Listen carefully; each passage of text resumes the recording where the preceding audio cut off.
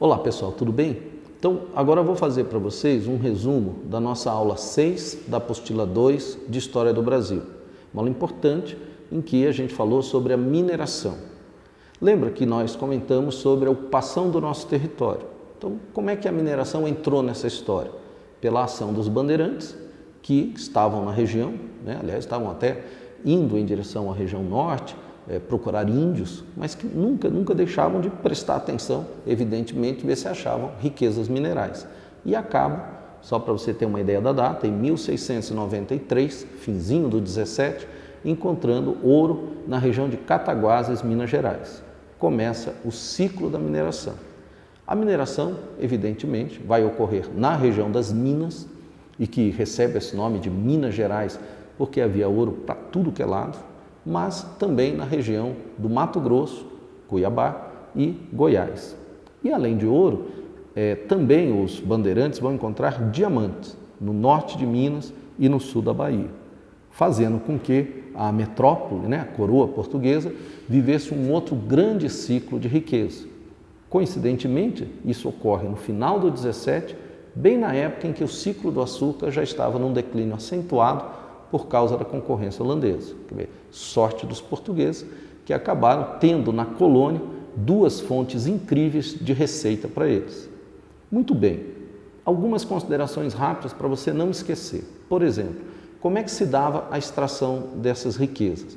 Ela era tremendamente regulada. Portugal vai criar uma série de mecanismos de fiscalização, de controle, de extração, de cobrança de impostos. Então, pela primeira vez, a presença da metrópole vai ser muito intensa e, evidentemente, também a máquina de repressão da metrópole.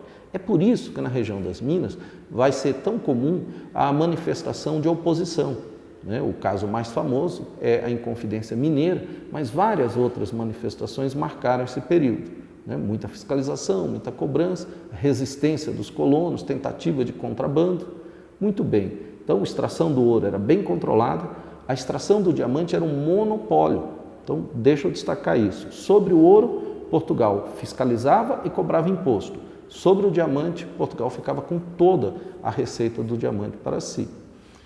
Por outro lado, há uma característica curiosa na região das Minas. A extração de ouro era livre. Todo mundo podia procurar ouro, o que gerou algo que era inimaginável na sociedade do açúcar, a possibilidade de pessoas pobres e até mesmo escravos ascenderem socialmente e economicamente por causa do ouro. É evidente que isso era muito raro, Não dá para imaginar que os negros tivessem assim amplas oportunidades, mas aquilo que era absolutamente impossível na sociedade do açúcar chegou a ocorrer na sociedade do ouro, que foi o fato de alguns negros conseguirem ganhar dinheiro e se colocar, inclusive, com destaque na sociedade do ouro. A isso se chama de mobilidade social, uma característica particular da sociedade aurífera.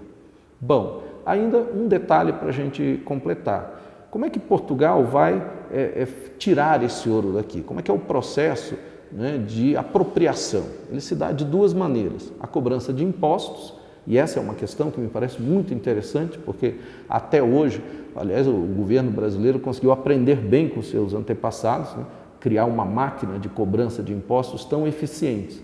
Mas no caso de Portugal havia um outro mecanismo, que era o Pacto Colonial. O que era isso, só para a gente lembrar? Era uma outra imposição, na qual a colônia era obrigada a comprar caro os produtos de Portugal e vender barato seus produtos para Portugal, gerando com isso um déficit permanente, um déficit crônico que Portugal, enfim, cobrava na forma da remessa de mais e mais ouro para lá. Então veja, a mineração foi uma bênção e foi também mais um exemplo de exploração da colônia. Uma bênção porque criou uma sociedade um pouco mais plural, uma sociedade um pouco mais variável, criou pela primeira vez estratos mais complexos. A sociedade do ouro, por exemplo, é a primeira a ter um esboço de classe média, começou a criar uma consciência colonial, porque com tanta exploração os colonos começam a se organizar, mas por outro lado foi marcado por mais e mais exploração da metrópole.